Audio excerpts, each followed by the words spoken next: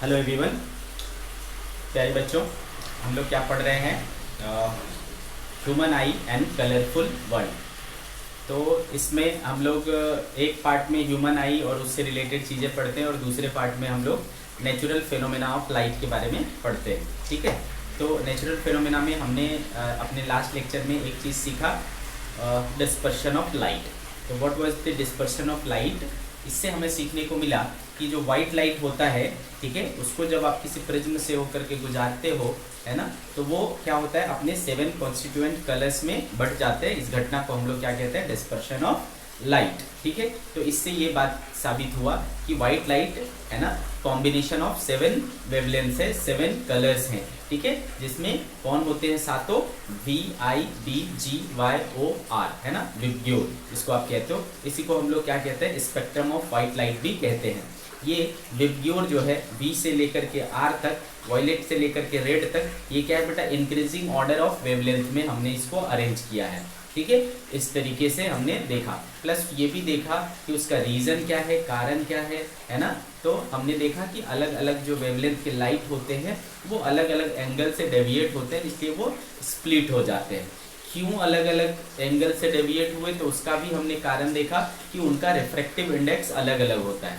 Refractive index क्यों अलग अलग होता है? तो हमने देखा कुचीज इक्वेशन जो हमें बताता है कि न्यू जो है वो लेमडा के इन्वर्स होता है, इन्वर्सली प्रोपोर्शनल होता है। इस वजह से ये सारी घटनाएं हमने समझी।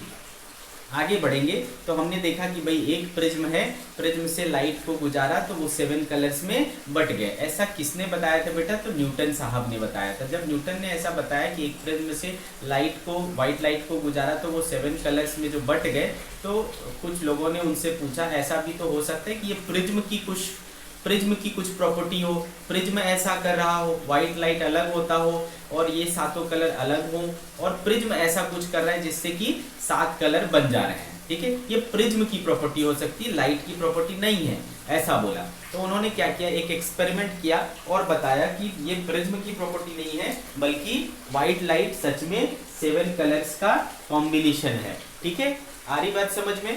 तो इसको कहते हैं बेटा रिकॉम्बिनेशन ऑफ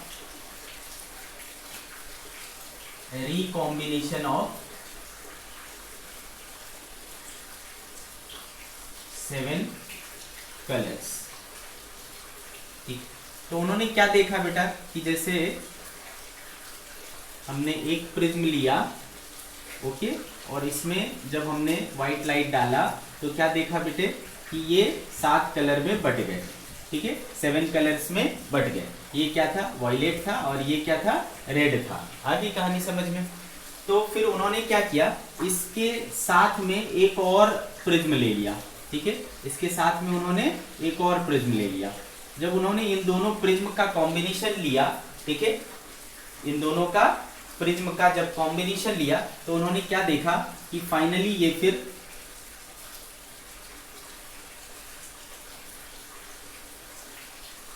इस तरीके से आपको अगेन व्हाइट लाइट मिल गया। ठीक है, फिर से क्या मिला, इधर से आपने व्हाइट डाला था और इधर भी क्या मिला आपको? व्हाइट मिला।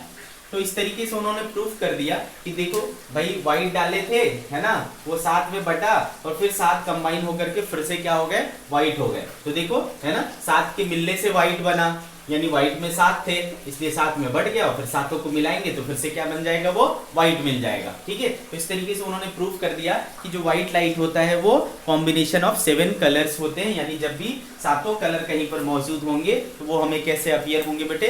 व्हाइट अपीयर होंगे। ठीक है, तो this is recombination of 7 colours. अगर हम प्रिज्म का कॉम्बिनेशन यूज करें तो एक तरफ से व्हाइट लाइट डालेंगे तो दूसरे तरफ से भी क्या मिलेगा हमको?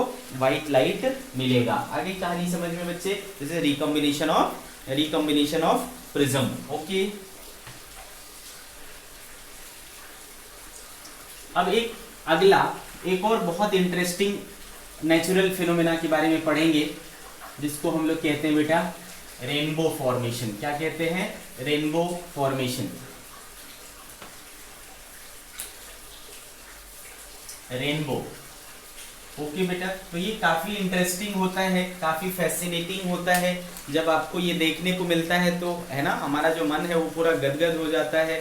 ठीक है ना, इतना सुंदर ये दृश्य होता है। ओके, तो इसमें बेसिकली होता क्या है, आप जब भी रेनबो को देखते हो, इंद्रधनुष को देखते हो, तो क्या होता है, आपको सामने में ऐसे है ना सर्कुलर आर्क्स दिखते हैं और उसमें अलग अलग कलर्स बने होते हैं, ठीक है, अलग अलग कलर्स के सर्कुलर आर्क्स दिखाई देते हैं आपको आकाश में, ठीक है, इस तरीके से ऐसे 7 बैंड्स दिखाई देते हैं आपको, ठीक है, क्लियर है।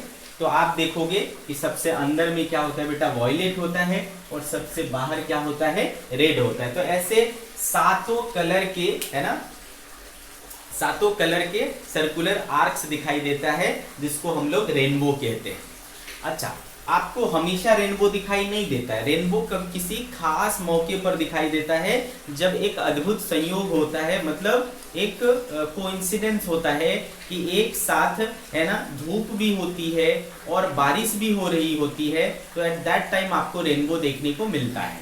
तो क्यों ऐसा होता है, क्योंकि जो सन की रेज है ना, वो पीछे से ऐसा आती है, और जो सामने में बारिश हो रही है उसके जो ड्रॉप्स होते हैं, वाटर के जो ड्रॉपलेट्स होते हैं, वो बिहेव करते हैं एक प्रिज्म की तरह, ठीक है, वो कैसे बिहेव करते हैं, प्रिज्म की तरह बिहेव करते हैं। हमने देखा कि जब प्रिज्म में व्हाइट लाइट पड़ती है, सन से जो लाइट आती है वो व्हाइट लाइट होती है, उसमें 7 कलर मौजूद होते हैं। वो जब उस क्या बोलते हैं, जो हमारा वाटर ड्रॉपलेट है उस पर पड़ती है, तो वाटर ड्रॉपलेट प्रिज्म की तरह काम करता है, और हमने पढ़ा कि जब एक प्रिज्म से व्हाइट लाइट गुजरती है तो वो 7 कलर में बैठ जाता है, ठीक है, और वो 7 कलर आपको क्या करते हैं बेटा, इस रूप में अपीयर होते हैं और आपको रेनबो का, है ना, रेनबो का व्यू देते हैं। अंडरस्टूड। तो व्हाट इज रेनबो बेटा, rainbow is the colourful arcs, है ना, या आर्क्स ऑफ 7 कलर्स, इस तरीके से बोल सकते हो, formed in the sky by the dispersion of white light from the sun by the water droplets in the rain, ठीक है, आगे बात समझ में। तो चलो इसको लिख लेते हैं कि ये होता क्या है, the circular arcs of 7 colours formed in the sky due to dispersion of white light coming from the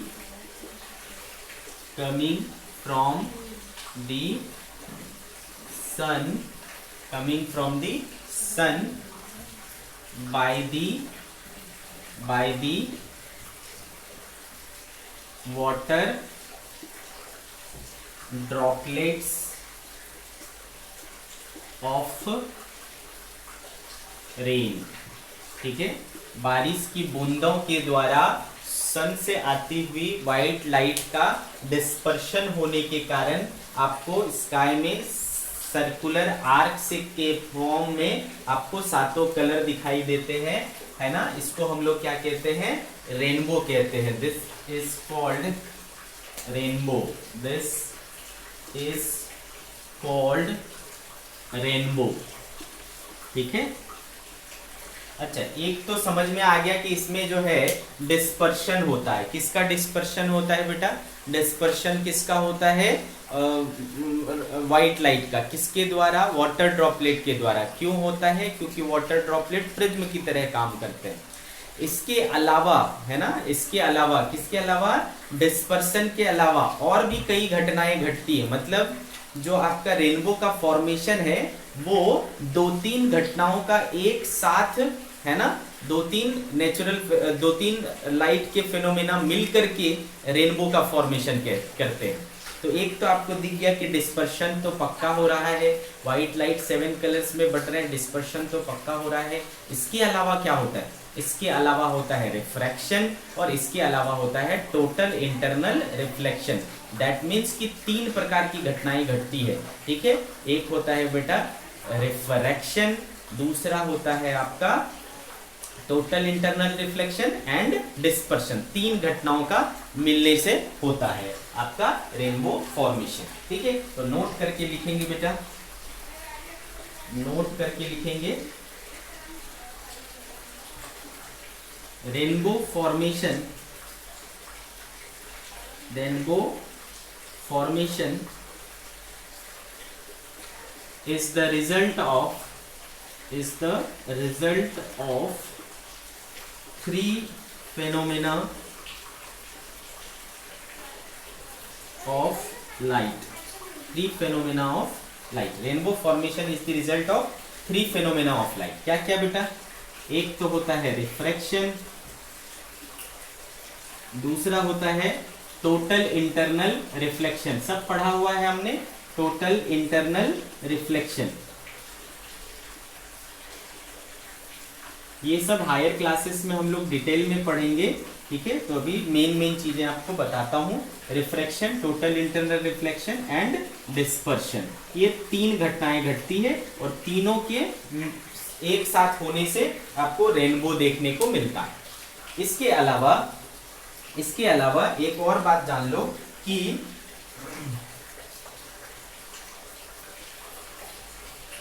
क्या बोलता था मैं,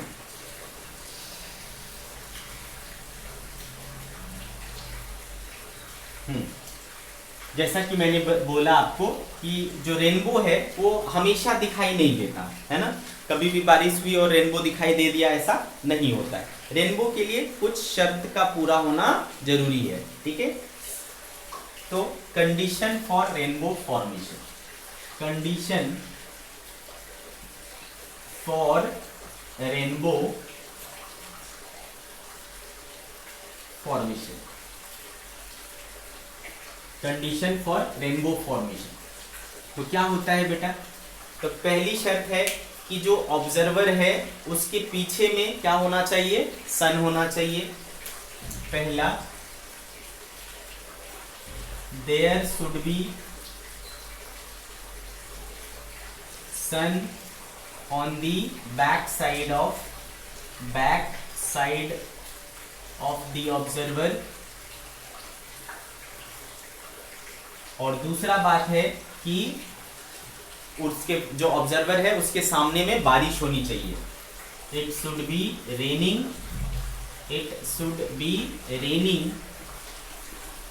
in front of the observer, सामने बारिश होनी चाहिए और पीछे में सन होना चाहिए। ठीक है, तब जाकर के आपको रेनबो देखने को मिलता है। आगे बात समझ में आपको। अब देखो बेटा, जो रेनबो होता है, ठीक है, रेनबो जो होता है इसमें आपको हमेशा देखना, कभी भी कंप्लीट सर्कल दिखाई देता है क्या आपको, है ना, कभी भी कंप्लीट सर्कल नहीं दिखाई देता। हमेशा क्या होता है, इसे सर्कल के कुछ पार्ट दिखाई देते हैं, यानी आर्क्स दिखाई देते हैं। सर्कल का एक छोटा सा पार्ट क्या कहलाता है बेटा, आर्क कहलाता है। तो ये आर्क के फॉर्म में ही हमेशा दिखाई देता है। तो इसका क्या मतलब है, क्या ये रेनबो हमेशा आर्क के फॉर्म में बनते हैं या कंप्लीट सर्कल बनते हैं, और अगर कंप्लीट सर्कल बनते हैं तो हमें दिखाई क्यों नहीं देते। ठीक है बच्चे, तो एक चीज आप ध्यान रखना कि बनता हमेशा कंप्लीट सर्कल है। क्या बोल रहा हूं मैं, ये कंप्लीट सर्कल बनता है बट हमें कंप्लीट दिखाई नहीं देता। क्यों कंप्लीट नहीं दिखाई देता, क्योंकि ये जो फिनोमेना हो रहा है वो कहाँ हो रहा है बेटा, स्काई में हो रहा है। स्काई हमारे अर्थ के बाहर है, और अर्थ कैसा है बेटा, राउंड शेप है ना। तो हम अगर अर्थ के किसी पोर्शन पे खड़े हैं तो उसका, हम अर्थ पे खड़े हैं और उधर बन रहा है, तो उसके जो नीचे का हिस्सा है ना, अर्थ के नीचे का जो हिस्सा है वो हमें दिखाई देगा क्या, है ना। तो उसका कुछ हिस्सा हमें दिखाई नहीं देता, इसलिए सर्कुलर आर्क्स के रूप में दिखते हैं। लेकिन अगर आप किसी प्लेन से देखोगे या किसी, है ना, किसी हवाई जहाज से आप देखोगे, ऊपर से जाकर के देखोगे, तब वो आपको कंप्लीट सर्कल नजर आएंगे। तो देखो मैं दो बातें बोल रहा हूँ, बनता कैसा है पूरा सर्कल, दिखता कैसा है आर्क। ये दोनों बातों में डिफरेंस आपको याद रखना है। ठीक है, तो ये नोट करके लिखता हूं मैं। तो आपसे अगर कोई क्वेश्चन पूछता है, बताओ मैं अगर प्लेन से देखूंगा इसको तो क्या मुझे आर्क दिखाई देगा या ये दिखाई देगा, तो आप बोलोगे फिर हमें कंप्लीट सर्कल दिखाई देगा ऊपर से देखेंगे तो। ठीक है, नोट। तो आप इसमें लिखेंगे बेटा कि rainbow is actually formed in complete circle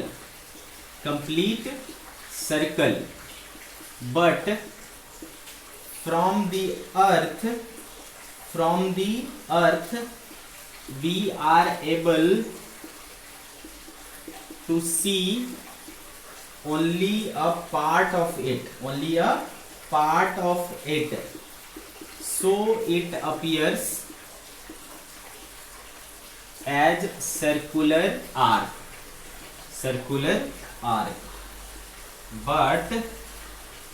but if it is observed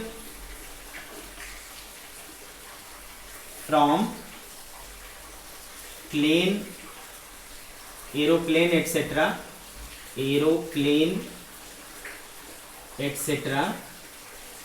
it may be seen full circle. ठीक है, तो हमें पूरा सर्कल दिखाई दे सकता है। आगे कहानी समझ में। आगे बेटे जो आपका रेनबो है वो दो टाइप के हो सकते हैं। ठीक है, रेनबो दो टाइप के होते हैं। एक कहलाता है बेटा प्राइमरी रेनबो और दूसरा कहलाता है सेकेंडरी रेनबो। मैं फिर से एक बार रिपीट कर दूं, रेनबो क्यों बनता है, क्योंकि अगर आप ऑब्जर्वर हैं तो आपके पीछे सन होनी चाहिए, सामने में बारिश होनी चाहिए, तो जो बारिश की बूंदें होती हैं, वाटर की ड्रॉपलेट्स होती है, वो प्रिज्म की तरह काम करता है। प्रिज्म उसको डिस्पर्स कर देता है सन से आती हुई रेज को। सन से जो रेज आती है वो व्हाइट होती है, यानी कॉम्बिनेशन ऑफ 7 कलर्स होती है। वो जो आपके वाटर ड्रॉपलेट्स के रूप में प्रिज्म है वो उसको डिस्पर्स कर देता है और आपको 7 कलर्स के, है ना, आर्क, सर्कुलर आर्क्स दिखाई देते हैं, जिसको आप, है ना, ये कहते हैं रेनबो कहते हैं। रेनबो बेसिकली सिर्फ डिस्पर्शन की वजह से नहीं होता, बल्कि इसमें रिफ्रैक्शन भी जुड़ा होता है और टोटल इंटरनल रिफ्लेक्शन भी जुड़ा होता है। एक्चुअल में जो ये होता है, रेनबो होता है, वो कंप्लीट सर्कल होता है, बट फ्रॉम अर्थ हमें ये पूरा दिखाई नहीं देता, सिर्फ एक पार्ट, कुछ पार्ट दिखाई देता है, इसलिए हमें आर्क नजर आता है, लेकिन एक्चुअल में वो पूरा फॉर्म होता है। ऊंचाई से देखेंगे एरोप्लेन वगैरह से तो ये हमें पूरा भी दिखाई दे सकता है। आगे बात समझ में। अब मैं बात कर रहा हूँ कि रेनबो जो है वो दो टाइप के होते हैं। ठीक है, रेनबो दो टाइप के होते हैं।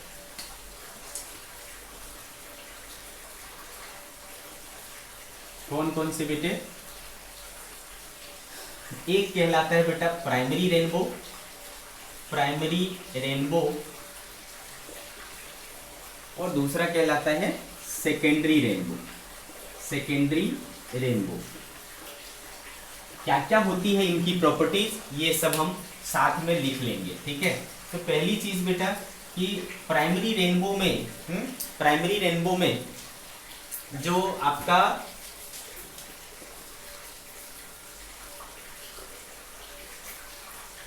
Primary rainbow is formed by single time TIR, total internal reflection. Single TIR का मतलब क्या हुआ? Total internal reflection. तो देखो इसका क्या मतलब है, देखो मैंने क्या बोला, टोटल कितनी घटनाएं घटती है? 3, है ना। रिफ्रैक्शन होता है, डिस्पर्शन होता है और टोटल इंटरनल रिफ्लेक्शन होता है। ठीक है, तो देखो जैसे कि ये मान लो वाटर का ड्रॉप है। ठीक है, वाटर का ड्रॉप है, लाइट रे इसमें मान लो इस तरीके से एंटर करी, तो जैसे ही एंटर करेगा बेटा तो क्या होगा, कहाँ से कहाँ जा रहा है? बाहर एयर है और वाटर है अंदर में, है ना। वाटर ड्रॉप के अंदर क्या रहेगा? वाटर रहेगा। ठीक है, तो एक बार यहाँ से यहाँ एंटर किया तो क्या होगा बेटा? एंटर किया तो क्या होगा? रिफ्रैक्शन होगा, मीडियम चेंज हो रहा है, रिफ्रैक्शन होगा। ठीक है, और एक बार यहाँ पर एंटर किया तो रिफ्रैक्शन हुआ, समझ गए। फिर ठीक है। तो यहाँ पर क्या हो गया बेटा, रिफ्रैक्शन हो गया। रिफ्रैक्शन के साथ साथ इसके साथ क्या होता है, डिस्पर्शन भी हो जाता है, मतलब ये 7 कलर्स में बट भी जाते हैं। बटने के साथ साथ एक बार इसमें क्या हो जाता है, ऐसा टोटल इंटरनल रिफ्लेक्शन हो जाता है। टोटल इंटरनल रिफ्लेक्शन के लिए क्या शर्त था बेटा, डेंसर टू रेरर में जाने की कोशिश करना चाहिए और angle of incidence critical angle से बड़ा होना चाहिए। तो यहाँ देखो, जब ये यहाँ से यहाँ जाने की कोशिश करेगा, वाटर से एयर में जाने की कोशिश करेगा, तो क्या हुआ, डेंसर टू रेरर हुआ। तो यहाँ पर क्या हो जाता है, उसका टोटल इंटरनल रिफ्लेक्शन हो जाता है। ठीक है, फिर यहाँ से क्या होगा, वापस फाइनली बाहर निकलेगा। ठीक है, फाइनली बाहर निकलेगा, तो फाइनली बाहर निकलेगा तो फिर से मीडियम चेंज होगा। तो क्या होगा बेटा, रिफ्रैक्शन हुआ। तो 2 बार रिफ्रैक्शन होता ही होता है, एक बार अंदर घुसेगा तो रिफ्रैक्शन होगा, एक बार बाहर आएगा तो रिफ्रैक्शन होगा। तो 2 रिफ्रैक्शन है, ये कॉमन है ना, ये कॉमन है। बट डिफरेंस किसका होता है, टोटल इंटरनल रिफ्लेक्शन का। प्राइमरी रेनबो फॉर्म होते वक्त एक ही बार TIR होता है, सिंगल TIR होता है, इसलिए मैंने ऐसा बोला है, primary rainbow is formed by single time TIR।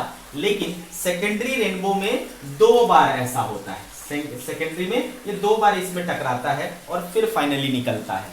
ठीक है, तो secondary rainbow is formed, secondary rainbow is formed by 2 TIR, है ना, 2 बार TIR होने से सेकेंडरी रेनबो बनता है। ठीक है, ये मेजर डिफरेंस है प्राइमरी रेनबो और सेकेंडरी रेनबो में। ठीक है भाई, दूसरी बात आपको याद रखना है, सेकेंड जो याद रखना है वो ये कि जो प्राइमरी रेनबो होता है उसमें नीचे साइड क्या रहेगा, वॉयलेट रहेगा, और आउटर साइड में क्या रहेगा, रेड रहेगा। ठीक है, इनर आर्क जो होंगे वो वॉयलेट होंगे और आउटर आर्क क्या रहेंगे, रेड रहेंगे।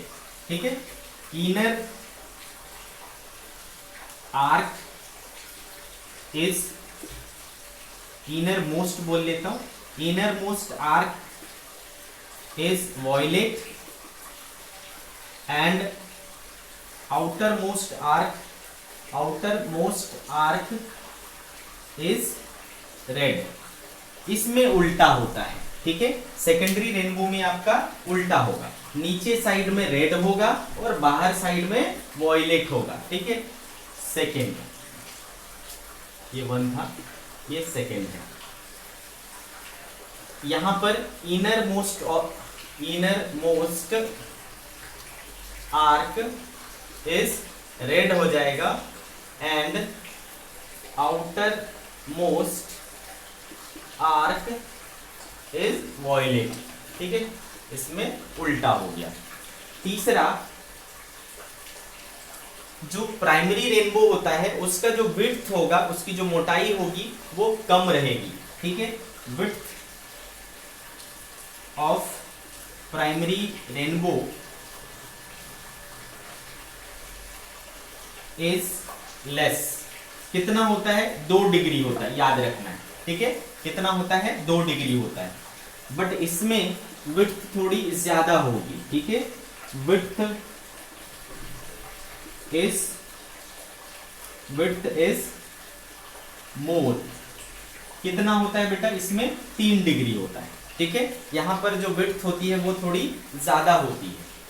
चौथी चीज, अगर आप प्राइमरी रेनबो और सेकेंडरी रेनबो में देखोगे तो इसकी जो ब्राइटनेस होगी वो ज्यादा रहेगी, इसकी ब्राइटनेस क्या होगी, कम रहेगी। मतलब ये ज्यादा कलरफुल और ब्राइट दिखेगा और ये थोड़ा इसका जो डल कलर दिखाई देगा, फेंट दिखाई देगा। आगे बात समझ में, तो इसकी जो ब्राइटनेस है वो ज्यादा होती है। Brightness is high. ठीक है, ब्राइटनेस इज हाई। और इसका क्या होगा बेटा, है ना, लो ब्राइटनेस, लो ब्राइटनेस। ठीक है, ये क्या है, लो ब्राइटनेस है। तो ये कुछ डिफरेंसेस है between primary rainbow and secondary rainbow जो आपको पता होना चाहिए, और इसके डिटेल के बारे में हम लोग, है ना, क्लास 12th में फिर पढ़ते हैं। देखो बेटा, आप जो आज पढ़ रहे हो क्लास 12th में हर वो चीज रिपीट होगा, बस फर्क बस इतना रहेगा कि चीजें और थोड़ी सी बढ़ जाएगी, है ना, ज्यादा पढ़ना पड़ेगा, वहां पर पढ़ना यही सब है, लेकिन चीजें बढ़ जाती है और कुछ नहीं है, ठीक है। तो जो आज अच्छे से पढ़ेगा उसको कल पढ़ने में ज्यादा मजा आएगा, है ना, सिंपल सी बात है।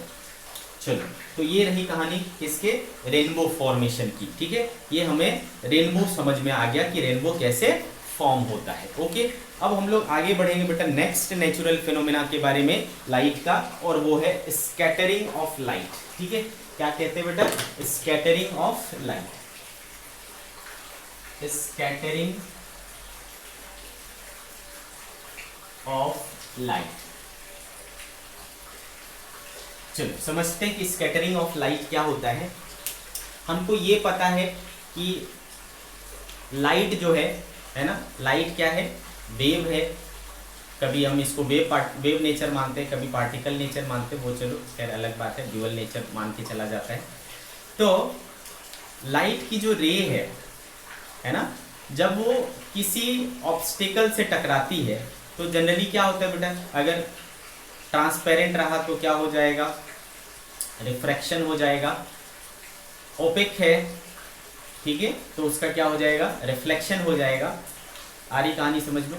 बट अगर वो ऑब्स्टिकल, उसके रास्ते का जो ऑब्स्टिकल है वो अगर बहुत छोटा हुआ, ठीक है, बहुत छोटा हुआ, जैसे कि उसकी साइज मान लो माइक्रोमीटर के रेंज में हो। माइक्रोमीटर मतलब 10⁻⁻6 मीटर, ठीक है। माइक्रोमीटर मतलब 10⁻⁻6 मीटर पढ़ा है हमने, है ना। तो अगर इतना छोटा पार्टिकल मिले तो क्या होता है, लाइट, है ना, लाइट जो है वो स्कैटर हो जाता है, रिफ्लेक्ट नहीं होता बल्कि स्कैटर हो। देखो, जब रिफ्लेक्शन होता है तो एक पर्टिकुलर डायरेक्शन में मुड़ करके आता है, लेकिन जब मैं कहता हूँ कि स्कैटर हो जाता है तो इसका मतलब वो स्प्रेड हो जाता है, सभी डायरेक्शन में स्प्रेड हो जाता है। ऐसा पड़ा और वो फिर ऐसा ये हो गया, क्या बोलते हैं, स्प्रेड कर गया, तो इसको कहते हैं स्कैटरिंग ऑफ लाइट। लेकिन स्कैटरिंग होने के लिए शर्त क्या है बेटा, कि जो ऑब्स्टिकल है, उसके रास्ते में जो ऑब्स्टिकल है उसकी साइज बहुत छोटी होनी चाहिए। कितनी छोटी होनी चाहिए, जो उस लाइट के वेवलेंथ है उसके बराबर का या उसके कंपेयर का होना चाहिए, तो आपको क्या होगा, स्कैटरिंग देखने को मिलेगा, ठीक है। तो मैं क्या कह रहा हूं बेटा, व्हेन लाइट रे strike such obstacle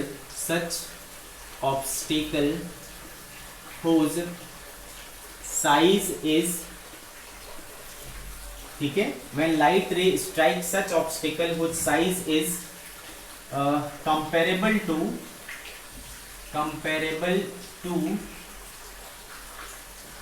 wavelength of light, ठीक है। When light ray strikes such obstacle whose size is comparable to wavelength of light, then incident ray is spread in all directions, ठीक है। This phenomena of light is called scattering of light, ठीक है। तो ये आया white light, और ये मान लो एक बहुत छोटा पार्टिकल था, तो ये यहां से क्या होगा बेटा, इस तरीके से हर डायरेक्शन में ऐसा स्कैटर हो जाएगा, स्प्रेड हो जाएगा। This is called scattering of light, ठीक है। लेकिन शर्त क्या है कि ये जो साइज है, ये जो ऑब्स्टिकल है, उसकी साइज बहुत छोटी होनी चाहिए। कितनी बेटा, माइक्रोमीटर के रेंज का, है ना। तो नोट करके लिखेंगे क्या, size of obstacle, size of particle should be of the order of wavelength of light, that is range of micrometer, micrometre कैसे दिखाते बेटा, 10⁻⁻6 मीटर, इस रेंज का होना चाहिए, इतना छोटा होना चाहिए। तब आपको स्कैटरिंग देखने को मिलेगा। आगे बात समझ में बेटे। अब स्कैटरिंग से रिलेटेड है ना एक लॉ दिया गया बेटा, नाम था लॉ देने वाले का रेले, ठीक है, RAYLEIGH, रेले। उन्होंने बताया कि इंटेंसिटी जो स्कैटरिंग होगी, ये जो फैलना है, ये फैलने का जो इंटेंसिटी है, कितना ज्यादा फैलेगा, कितना ज्यादा स्कैटर करेगा, इसकी इंटेंसिटी है ना, डिग्री ऑफ स्कैटरिंग है ना, कितना ज्यादा होगा, उसके स्कैटर होने की इंटेंसिटी कितनी ज्यादा होगी, है ना, ये बताने के लिए उन्होंने बोला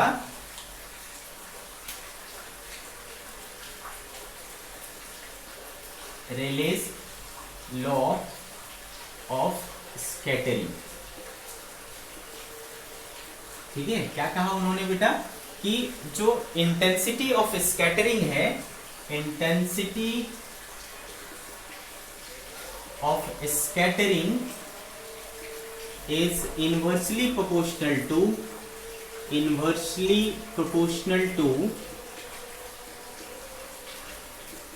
fourth power of wavelength of light। ठीक है, उस लाइट के फोर्थ पावर के वेवलेंथ के फोर्थ पावर के इनवर्सली प्रोपोर्शनल होगा। दैट इज, अगर इंटेंसिटी को मैं आई से रिप्लेस करूं तो आई जो है वो क्या होता है बेटा, 1/λ का पावर 4। आ रही कहानी समझ में, 1/λ का पावर 4। तो अब आपको जैसे कि पता है बेटे, है ना, आपको जैसे कि पता है, लाइट, अगर विजिबल लाइट की बात करूं, है ना, तो विजिबल लाइट में क्या है, VIBGYOR, है ना, ये पढ़ा है हमने।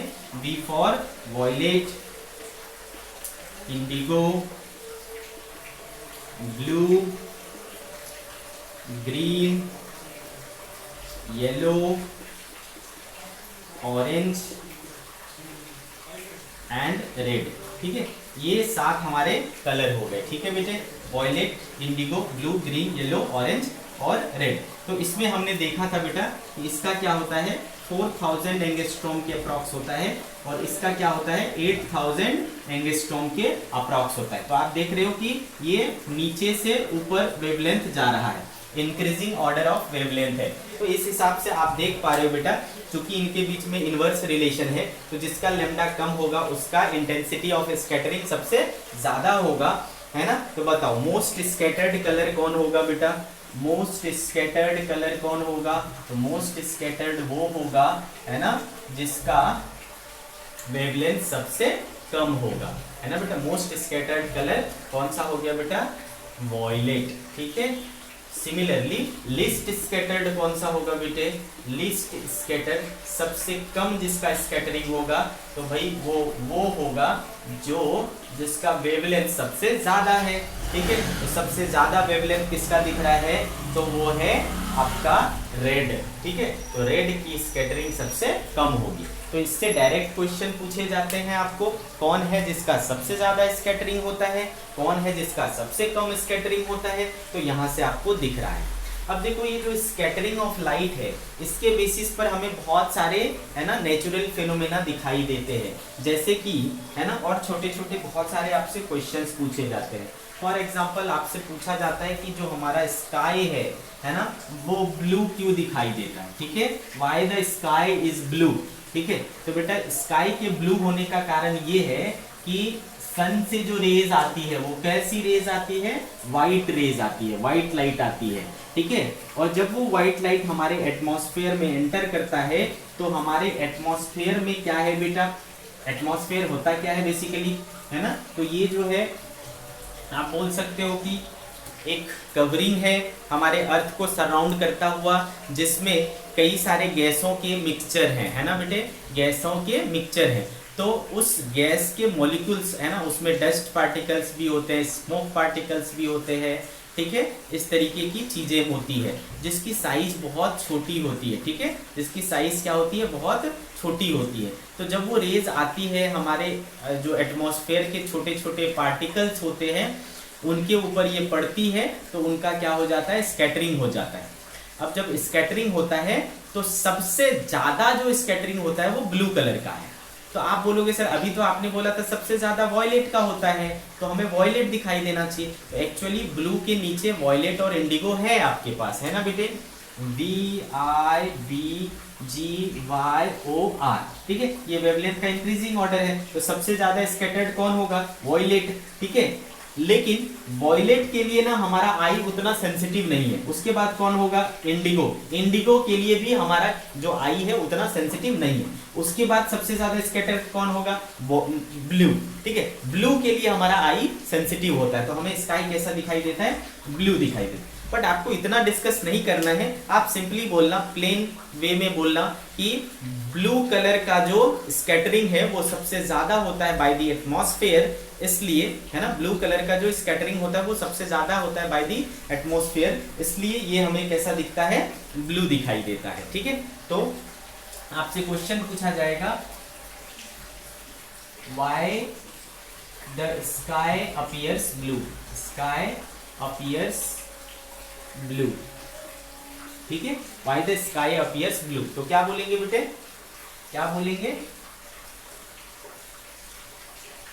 The sky appears blue, appears blue because blue color of blue component of light, blue component of white light, blue component of white light is mostly scattered by the atmosphere, ठीक है, इसलिए हमें वो वाइट ब्लू दिखाई देता है। अब आपसे बोलेगा कि अगर मान लो एटमॉस्फेयर नहीं होता, या फिर इस तरीके से पूछेगा कि एस्ट्रोनॉट कहाँ जाते हैं भाई, एस्ट्रोनॉट स्पेस में जाते हैं, स्पेस में कोई एटमॉस्फेयर नहीं होता, तो वहां पर उसको स्काई कैसा नजर आए, ठीक है। तो how the sky appears to the astronaut, ठीक है। तो आपका आंसर क्या होना चाहिए बेटा, तो आपका आंसर होना चाहिए कि उनको डार्क दिखाई देगा, ब्लैक दिखाई देगा। क्यों ऐसा, क्योंकि, है ना, उनको ब्लैक इसलिए दिखाई देगा क्योंकि जो स्पेस है, स्पेस में किसी प्रकार का एटमॉस्फेयर नहीं है, एटमॉस्फेयर नहीं है तो बेटा स्कैटरिंग नहीं होगा, और स्कैटरिंग नहीं होगा तो कोई कलर उनको मतलब वो दिखाई नहीं देगा, ठीक है। तो how the sky appears to the astronaut, तो बोलोगे डार्क और black, because there is no क्या बेटा, atmosphere and so no scattering, ठीक है। कोई एटमॉस्फेयर नहीं है इसलिए स्कैटरिंग नहीं होती, और इसलिए हमें मतलब उनको वो डार्क या ब्लैक दिखाई देते हैं, ठीक है। इसके अलावा और एक क्वेश्चन पूछा जाएगा आपसे कि हाउ द क्या बोलते, हाँ, आपने कभी देखा है, कभी अगर उगते हुए सूरज को देखो या फिर डूबते हुए सूरज को देखो, मतलब at the time of sunrise और at the time of sunset देखो, तो जो सन होता है उसका कलर पूरा लाल होता है, टमाटर जैसा लाल, ठीक है। और अगर दोपहर के समय देखो पूरा सफेद दिखाई देता है, व्हाइट दिखाई देता है, ऐसा क्यों, ठीक है, ऐसा क्यों होता है, ध्यान से समझे। तो question, why the sun appears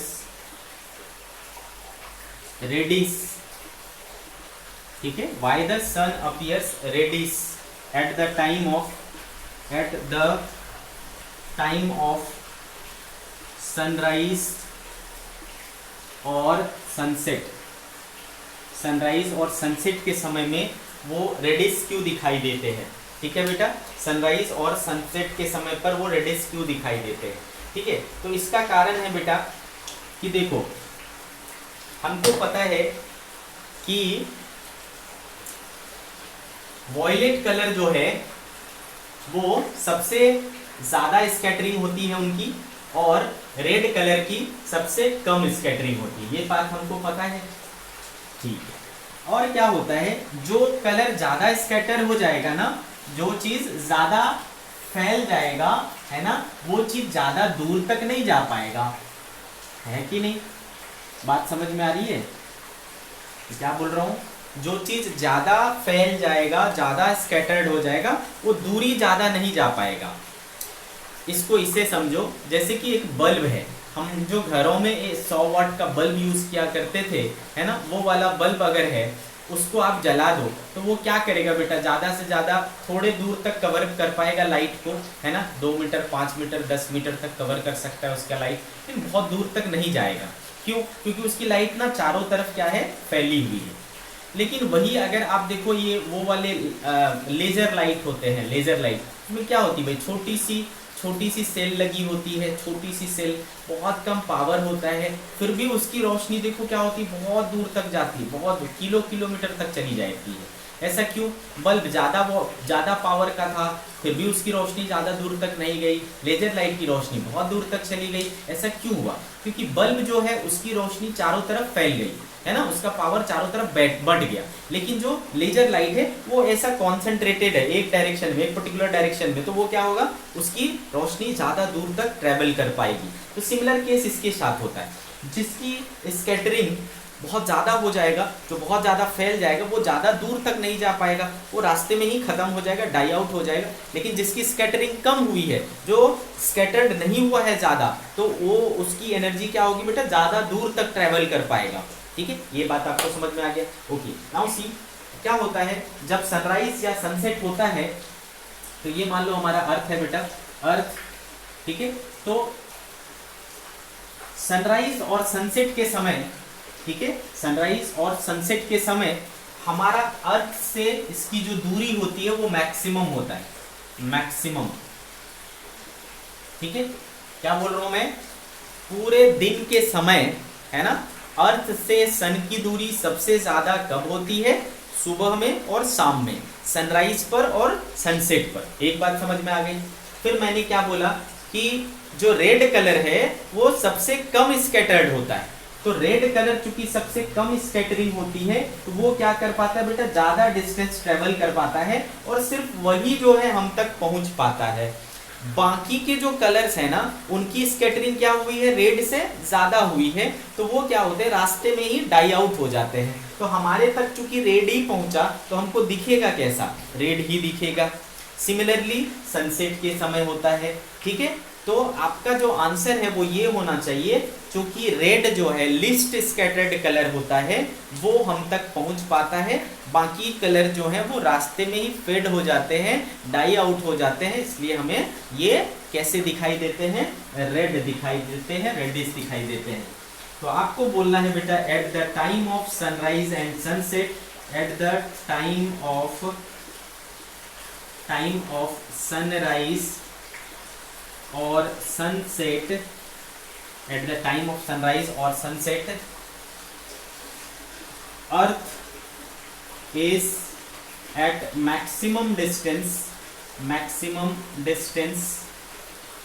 from the sun, so red being least scattered color, least scattered color reaches to us,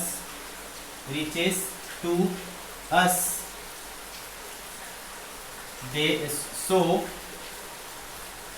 the sun appears, so the sun appears reddish, ठीक है, लाल दिखाई देते हैं। Rest of the colours die out in the way, ठीक है, रास्ते में ही खत्म हो जाते हैं, बाकी के कलर्स रास्ते में ही खत्म हो जाते हैं, रेड हमारे तक पहुंच जाता है। ऐसे और भी बहुत सारे एग्जांपल्स हो सकते हैं। आपसे पूछेगा कि बेटा दोपहर के समय में ये रेड क्यों नहीं दिखाई देता, व्हाइट क्यों दिखाई देता है? क्योंकि दोपहर के समय में क्या होता है बेटा, हमारे सर के ऊपर होता है और उस समय वो हमारे सबसे नज़दीक होता है, अर्थ से सबसे नज़दीक होता है दोपहर के टाइम पर, और इस वजह से क्योंकि दूरी कम है तो ऑलमोस्ट सभी कलर जो है ना, स्कैटरिंग होने के बावजूद हम तक पहुंच जाते हैं। जब हम तक सातों कलर पहुंचेंगे बेटा तो सातों कलर का कॉम्बिनेशन कैसा होता है, व्हाइट होता है, इसलिए आपको क्या दिखेंगे, व्हाइट दिखेंगे। इसके अलावा आपसे क्वेश्चन पूछा जाएगा कि हमारा जो डेंजर सिग्नल होता है, हमेशा खतरे का जो निशान होता है वो रेड क्यों होता है? ठीक है, तो question why danger signals are red colour, ठीक है। रेड क्यों होता है? तो रीजन फिर से सेम है बेटा, रेड की जो स्कैटरिंग होती है वो सबसे कम होती है, red colour list scattered colour है, और जो लिस्ट स्कैटर्ड कलर होता है वो ज़्यादा दूर तक जाता है, तो जो जिसको हमको खतरे का एहसास कराना है उसको ज़्यादा दूरी से ही पता चल जाएगा, है ना, और खतरे का आभास जितना जल्दी हो जाए उतना अच्छा है। ठीक है, तो इसलिए हम लोग डेंजर सिग्नल में रेड कलर यूज़ करते हैं। ठीक है, आप इसको अपने शब्दों में लिख लेंगे बेटा। तो ऐसे बहुत सारे एग्जांपल्स हैं जो स्कैटरिंग ऑफ लाइट पर डिपेंड करते हैं। क्लियर है बच्चे? तो चलो, स्कैटरिंग ऑफ लाइट की कहानी पूरी हुई। स्कैटरिंग ऑफ लाइट जो है वो आपको बहुत सारे केसेस में देखने को मिलता है। ठीक है, ये सारा तो आपने देखा ही देखा, प्लस आप देखोगे बेटा कि कभी अगर आपने सुबह सुबह मॉर्निंग में आप सो के उठे और अगर मान लो खिड़की से, विंडो से या कहीं से अगर एक छोटा सा छेद हो तो उससे क्या लाइट आ रही हो, ठीक है, तो उस लाइट में देखना कि ऐसा लगता है कि हमें वो लाइट का पाथ दिखाई दे रहा है, लाइट कैसे ट्रेवल कर रहा है वो चीज दिखाई दे रहा है, वो पाथ दिखाई दे रहा है। ठीक है, आ रही बात समझ में, है ना? ऐसे डस्ट पार्टिकल्स उड़ते रहेंगे और उसमें ऐसा लगेगा कि हमारा लाइट कैसे ट्रेवल कर रहा है वो हमें दिख रहा है, होता है कि नहीं? इसको कहते हैं बेटा हम लोग टिंडल इफेक्ट। ठीक है, इसको हम लोग क्या कहते हैं? Tyndall effect. ओके,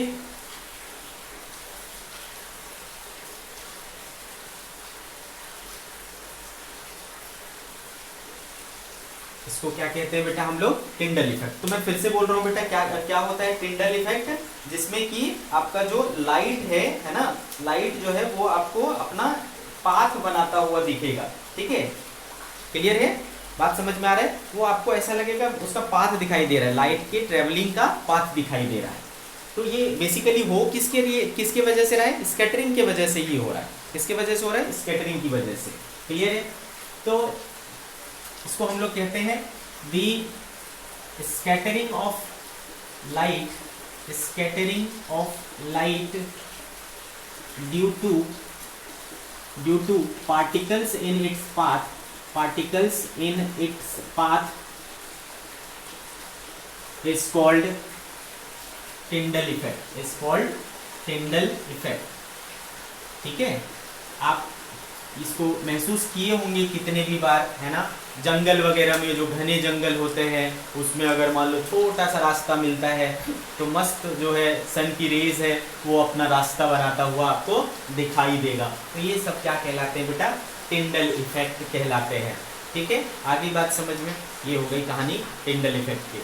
इसके अलावा हम चाहें तो इसको प्रैक्टिकली शो कर सकते हैं, एक्सपेरिमेंटल के थ्रू शो कर सकते हैं स्कैटरिंग ऑफ लाइट को। ठीक है, स्कैटरिंग ऑफ लाइट को हम लोग प्रैक्टिकली शो कर सकते हैं। कैसे भाई, कैसे? तो शॉर्टकट में इस चीज को निपटाते हैं। एक्सपेरिमेंटल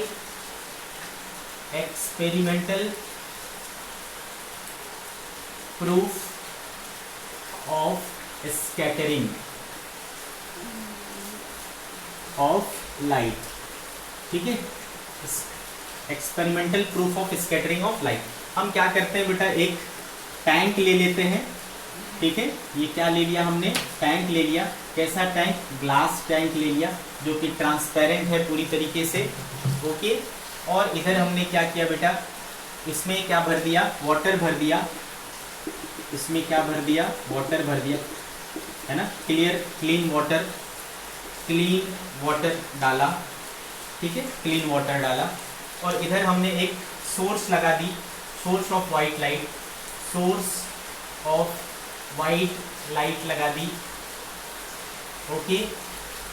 और यहाँ पर हमने एक ये ले लिया कन्वेक्स लेंस और ऐसे रखा है इसको कि ये इसके फोकस पे आ जाए। तो आपको पता है बेटा, फोकस पर से जो रेज जाएंगी आफ्टर रिफ्रैक्शन क्या हो जाता है बेटा, पैरेलल हो जाते हैं, है ना। तो ये रेज कैसे हो जाएंगे बेटे, पैरेलल हो जाएंगे।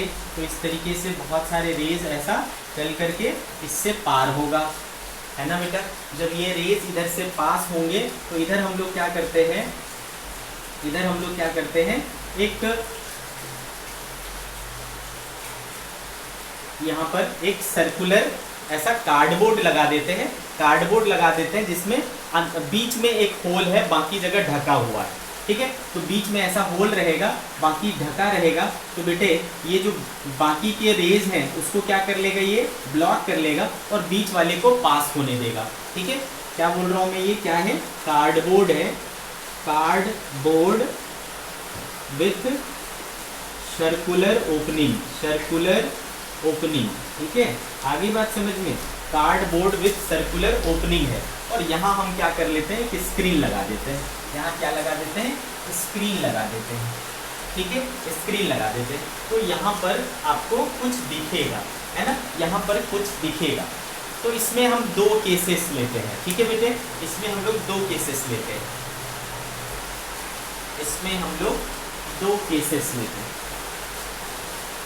क्लियर है मेरी बात।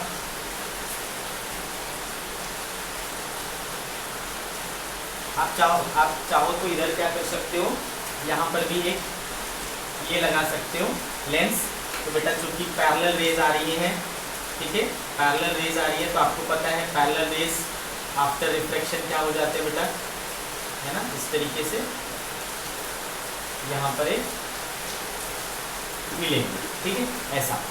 तो बेसिकली ये जो लेंसेज हैं वो किसका काम कर रहे हैं, फोकसिंग करने का काम कर रहे हैं, ठीक है, ओके। तो सी इसमें एक केस लेते हैं, केस वन, जब ये वाटर क्या है, प्योर वाटर है, मतलब क्लीन वाटर, ठीक है। जब हमने यहाँ पर क्लीन वाटर यूज किया तो यहाँ पर स्क्रीन पर जो मुझे दिखा, है ना, हमें क्या दिखा, वाइट स्पॉट दिखा, ठीक है। जब क्लीन वाटर रहेगा, we can observe white spot on the screen. इसका क्या मतलब हुआ, इसका मतलब हुआ इधर से हमने वाइट लिया था और यहाँ भी मुझे क्या मिला, वाइट मिला। इसका क्या मतलब हुआ बेटा, कि किसी प्रकार की कोई स्कैटरिंग नहीं हुई, तो यहाँ पर ये शो कर रहा है कि जो प्योर वाटर है वो स्कैटरिंग नहीं कर रहा है, ठीक है। आ रही बात समझ में। तो ये इस चीज को प्रूव करता है, it means no scattering occurred, है ना, नो स्कैटर अकर्ड, ठीक है बेटे, वहां पर कोई स्कैटरिंग नहीं हुआ। अब हमने क्या किया बेटा, उस क्लीन वाटर में, है ना, क्लीन वाटर में एक कोलाइडल सॉल्यूशन तैयार किया। क्या किया, कोलाइडल सॉल्यूशन। आपने केमिस्ट्री में बहुत अच्छे से पढ़ा होगा कि कोलाइडल सॉल्यूशन क्या होता है, ठीक है। तो अब हमने क्या किया, इसमें कोलाइडल सॉल्यूशन डाला। Case 2 colloidal solution. तो कोलाइडल सॉल्यूशन क्या होता है बेटा, उसमें कुछ सस्पेंडेड पार्टिकल्स होते हैं। इसके अंदर क्या होते हैं, पार्टिकल्स होते हैं, ठीक है, इसके अंदर पार्टिकल्स होते हैं, ओके, ऐसे पार्टिकल्स होते हैं। Colloidal solution with suspended particles. अब वो पार्टिकल्स क्या करते हैं, स्कैटरिंग कराते हैं, ठीक है। तो ये स्कैटरिंग आपको, है ना, कराएंगे इसमें। इन पार्टिकल पे पढ़ करके ये जो वाइट रेज हैं वो क्या हो जाएंगे, इस तरीके से स्कैटर हो जाएंगे, ठीक है, क्लियर है, ओके, ये ऐसे स्कैटर हो जाएंगे। तो अब आप इस टैंक को अगर देखोगे बेटा, ठीक है, तो आपको वो ब्लू दिखाई देंगे, ठीक है, विद सस्पेंडेड पार्टिकल, है ना। तो इस water in the tank appears blue. क्यों ऐसा हुआ? क्योंकि ब्लू की स्कैटरिंग सबसे ज्यादा हुई, है ना, ब्लू कलर सबसे ज्यादा स्कैटर हुआ, इसलिए यहाँ हमें क्या दिखाई देगा, वाटर का जो टैंक का जो वाटर है वो ब्लू दिखाई देगा। ओके, अब यहाँ पर ये जो दूर में हम बहुत दूर है ना, यहाँ से काफी दूर पर हमने क्या लगा रखा है, स्क्रीन लगा रखा है, वहां पर आपको इस बार व्हाइट स्पॉट नहीं मिलेगा, इस बार आपको रेड स्पॉट मिलेगा। वाटर इन द टैंक, यहाँ का जो ये है वो ब्लू दिखाई दिया, तो ये सेम रीजन हो गया किसका, स्काई के ब्लू होने का, स्काई में भी यही चीज होता है। और यहाँ पर आपको क्या मिला, रेड मिला, ठीक है, red spot on the screen, red spot on the screen, ठीक है। ये क्या शो कर रहा है बेटा कि ये दूर है इससे, तो चूंकि बाकी जो कलर्स थे उसकी स्कैटरिंग के कारण क्या हो गया, वो खत्म हो गया, रास्ते में ही रह गया, रेड की स्कैटरिंग सबसे कम हुई, तो रेड यहाँ तक पहुंचा, है ना, और रेड आपको दिखाई दे रहा है, तो रेड स्पॉट भी। तो दोनों कारण यहाँ पर डिस्कस हो गया कि स्काई हमारा ब्लू क्यों होता है, और हमारा जो सनराइज और सनसेट के टाइम पर सन होता है वो रेडिश क्यों दिखाई देता है, दूरी की वजह से, ठीक है। आगे कहानी समझ में आपको, तो ये हुआ आपका एक्सपेरिमेंटल सेटअप जो हमने इस चीज को प्रूव करने के लिए लगाया, ठीक है।